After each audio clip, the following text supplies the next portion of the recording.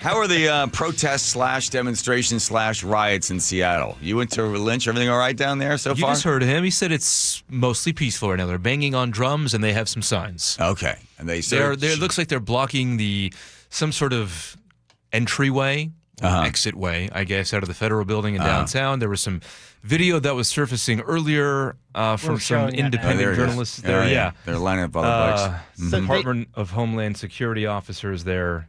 Okay. What we've been told is that there are a few immigrants that have been detained there, had hearings there, and they're expected to be transported somewhere else to wherever the actual ICE detention facility is. I see. And these folks don't want to allow that to happen, so they're blocking the garage doors with line bikes and anything else they can. So they're stopping federal employees from doing their job. Correct. And okay. In so many words. Yeah. Yes. Okay. So they're breaking the law. Well, if you watch right here, and they're throwing water at these guys, and they didn't seem to do anything about it other than just kind of move the scooters out of the way and go back inside. Right. So every once in a while, they'll come out, clear the garages, and these guys will make a fuss and scream at them, and then they go back inside. Yeah.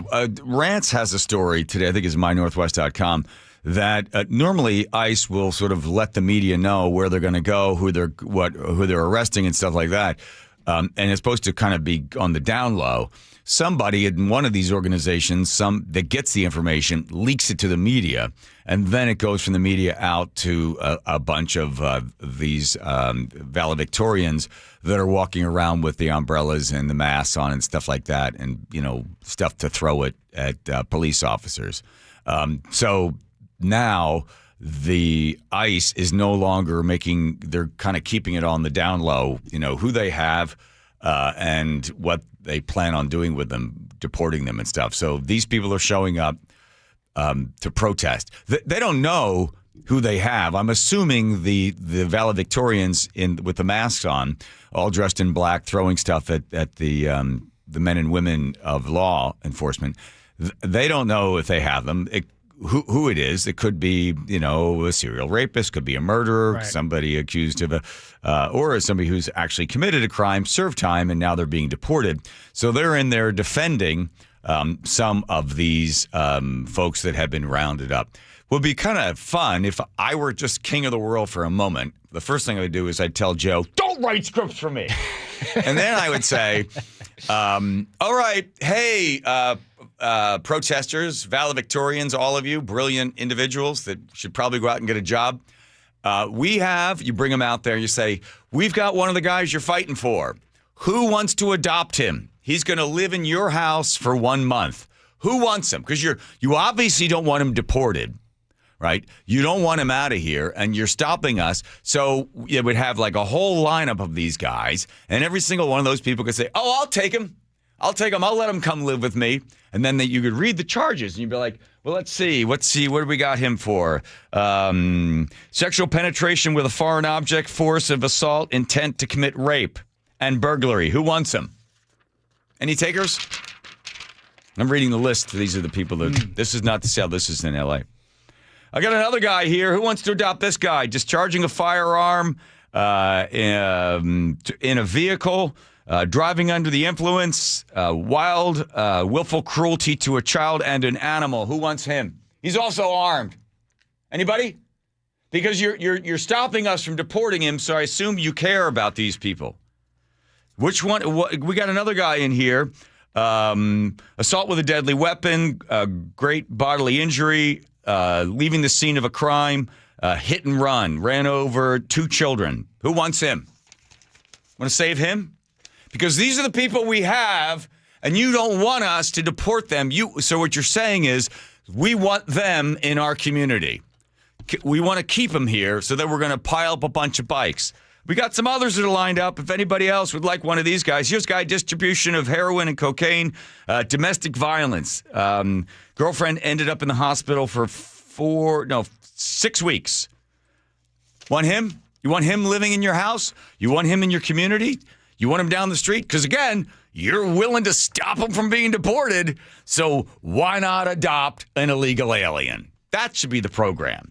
And have those guys come on out and explain who you've got in there, and then get one of those young folks that seem to be very concerned about the COVID virus because they're all wearing their masks. Not all of them, but a lot of them have their masks on. That'd be good. Let's see them do that. And the same thing with the protesters that are down there in L.A. There's two pieces. I saw one in the Wall Street Journal today. Stephen Miller, who we have, if we were to cast a movie, he would, of course, be the guy. We'd ask him, Mr. Miller, in this scene, can you do a slight German accent? It would really help sell the scene. Mm-hmm. So Miller goes into the folks that are running the whole ICE program, and he's like, hey, we need to start getting those numbers up. Let's get those numbers up. We promise, Trump promised we're going to deport. We got to get the numbers up. According to the Wall Street Journal, he's like, how many people here want to get those numbers up? So a bunch of ICE guys like, yeah, we're going to get the numbers up. He goes, look, go to Home Depot. They get them hanging out there. Go get those guys. Go to 7-Eleven. Go get them. We want people here in this country that illegally go get them. They broke the law. Get them out of here, right? So they're working on trying to get the ones that I've been reading about, some of those fine gentlemen right there. They got all those guys in L.A. So you got Stephen Miller, cracking the whip, telling ICE to go get some of these other people. Well, what happened was another group of ICE people were going in L.A., one of them was over near the Home Depot, but the other one that started all of the riots, they went in there and swept up a whole bunch of drug dealers from a particular Mexican cartel. Then you had the president of the union there, the SEIU. He goes in there and assaults and disrupts the progress and the actions of the federal employees, they being ICE. So they arrest the guy. And the reason you have all of these politicians coming out and trying to make this guy a martyr, the president of the union, is because this guy has all the power. You don't get elected in L.A., or good luck trying to get elected, if you don't get the support of the SEIU. And that guy says, this is the person we're giving your money to. This is the person we're not. And that man holds the keys to a whole bunch of politicians' career. So when he got caught, and obviously he loved this, he gets arrested. He goes into jail for a couple of days. Then you hear a bunch of people, even in Seattle, demanding that he be released. Yeah, because, listen, they're told to demand this. He goes in to do this. It just shows more and more of his power because it's the union and the politicians together in that same bed, rolling around on top of each other, getting the money that they need from the union. So that guy, that's the guy that everybody was all upset about. So there you go. So that's sort of the behind the scenes. Always follow the money on all of this sort of stuff. Why these protesters are down there in front of the courthouse in Seattle, I guess what do they expect to do, right? If you were the ICE guys, you get one of those ICE trucks, get them in that truck and just roll over all of those bicycles and just head on out the door and take these people where they're supposed to go and then put them on a plane and fly them out of here. They had no trouble coming into the country, and we should just be able to go get them. By the way, the Supreme Court has given Donald Trump the permission to round up the 340,000 Venezuelans that got an early entrance into the U.S. And they also said, yeah, you also legally can go get the 400,000. You don't have to have them stand trial. Because here's what happened. If you came through one of the legal ports and you said, I'm claiming asylum, they would then say to you, okay, here you go. You're now registered. We want you to come back. We'll contact you. Well, it would take like 5-6 years till finally that person could go before a judge. You had two choices. The Biden administration said, well, we don't clog up the court system, so we'll just let you all in, and then I guess they would go get them later on. Well, all those people came pouring in the other entrance, and they didn't go through the process to be able to stand before a judge. So Trump's people said, hey, listen, all of these 400,000 didn't go through the process, didn't claim asylum, haven't gotten their file open. They're not waiting to hear from a judge as to whether or not they can be granted admission to the United States. Can we go get them? And the Supreme Court said, bing, go get them. So that's what's happening. Now, the fact that Stephen Miller could play a character in a World War II movie. What? You all right there? Was that sandwich I bought you for lunch? Yeah, it's just coming back on you? Stephen Miller has that effect on me. Okay, but we're going to judge you. He is the fist. He's the power dude.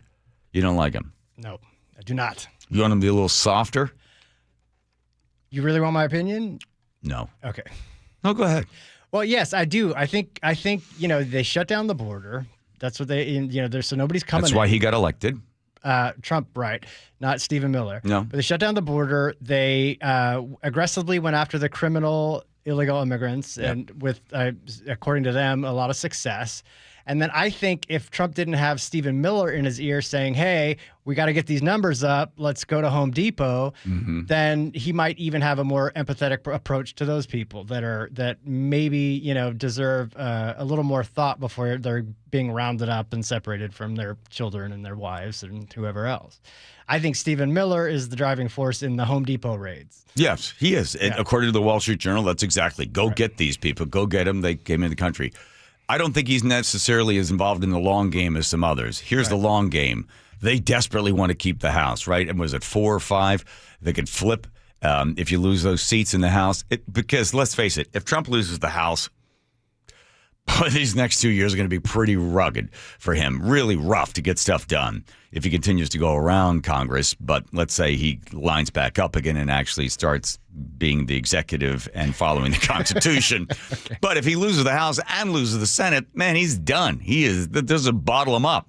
So trying to get as much of this stuff going as possible. Plus, also, they want to be able to go 2 years from now or a year and a half from now.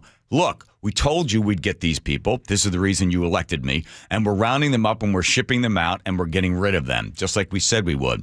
This is wonderful to have these riots in L.A. because then Trump can go, look at this.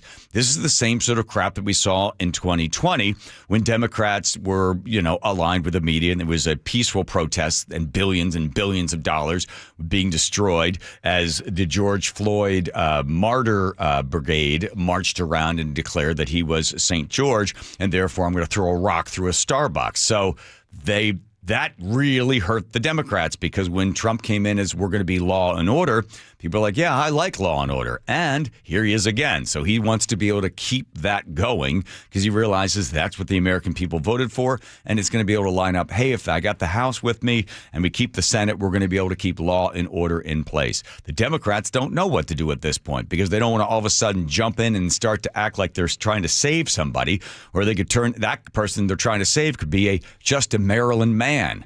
And then they realize, oh my God, we hooked our wagon to just a Maryland man, and we're finding out who the Maryland man is. So Democrats don't know which way to go because they don't want to be part of the law and disorder or dislaw and disorder. You think about the number of people that lost their positions, elected officials, when they found out that they wanted to defund the police. How dumb was that? So here's Trump, and he's got his guy Miller in there, and they're pushing hard to be able to continue to get it. I think they got 66,000. They have deported 66,000. Most of those are illegal immigrants. Yes. Are there some that they sweep up and they find out later on this guy shouldn't be caught? Yeah. Will some be caught and sent over? Yes. But when you have 12 million people invade the country, we had no problem with 12 million coming in. I guess we have a problem when we're shipping a few out. And it does look bad if you just simply say, well, this is the authoritarianism and this is the Nazis and the fascists and this is what we're told. So that's why you get young valedictorians that we're seeing down there in Seattle that are, this is part of the pushback against the Nazis and the fascists. So, and the media is no better, just talking about, well, this is, Trump using the Insurrection Act of 1804. No, he's not. It's not the Insurrection Act. It has nothing to do with the Insurrection Act. It's Article 2, USC 12406. If a federal employee and a federal building are being attacked or there's criminal activity against a federal employee, then Article 2 allows the President of the United States to step in. It's not the Insurrection Act of 1806. So just a little bit of a few facts for those folks over there at CNN and MSNBC. It's going to be a long summer, isn't it? You know what we need? We need a helicopter. Yes, we do. You don't need a boat, just a friend with a boat. You don't need a helicopter, just a friend with a helicopter. That's the mistake the pilot made. He's like, hey, anytime you guys want, just call me. We're calling him. I think it only seats 2. Really? I think so. We can all take turns.